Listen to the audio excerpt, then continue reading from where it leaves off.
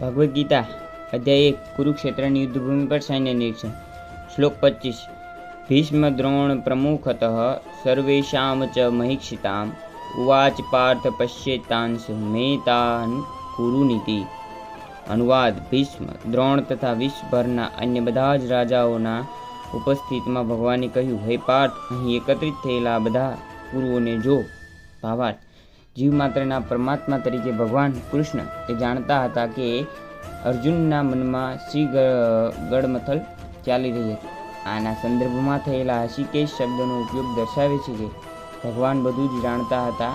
એવી જ રીતે કુંતી અથવા પુત્ર અર્જુનના સંદર્ભ પાર્થ શબ્દ પણ મહત્વપૂર્ણ છે. પરમ સખા તરીકે તેઓ અર્જુનને જણાવી દેવા માગતા હતા કે અર્જુન તેમના પિતા વસુદેવજીને બહેનનો પુત્ર હતો. તેથી તેમણે અર્જુનના સારથી બનવાનું સ્વીકાર્યું હતું. હવે કુરુઓને જો.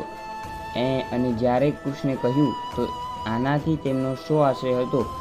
શું અર્જુન ત્યાં અટકી જઈને યુદ્ધ કરવા માગતો ન હતો? કૃષ્ણે પોતાની હોય પૃથાના પુત્ર પાસેથી એવી આશા ક્યારેય રાખી ન હતી. આમ ભગવાને અર્જુનના મનોભાવનું મંથન મિત્ર ભાવે વિનોદમાં કર્યું હતું. જય શ્રી કૃષ્ણ.